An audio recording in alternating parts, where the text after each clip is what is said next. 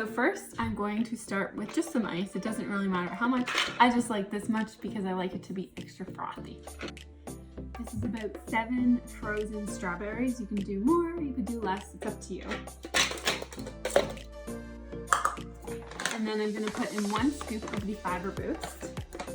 So this is a product that comes with the 30 days because a lot of us don't actually eat the full recommended amount of fiber a day. So I'll put 1 scoop of that.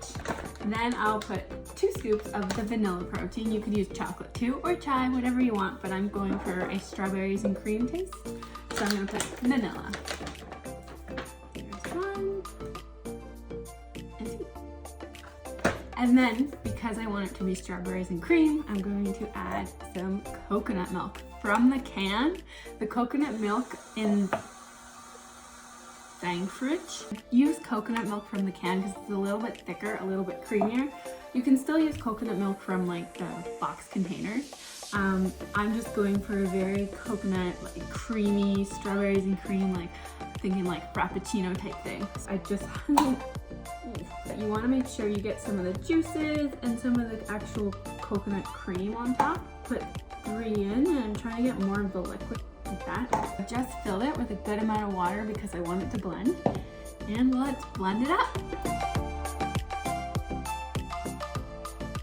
It smells like strawberries. Look how pink that is.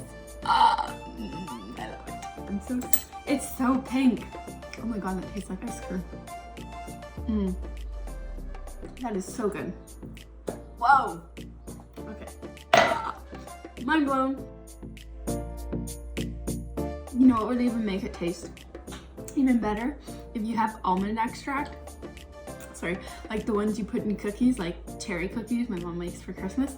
Whoa, that would blow this out of the park. Get almond extract and make it and let you guys know how it is because this is freaking phenomenal. Whoa.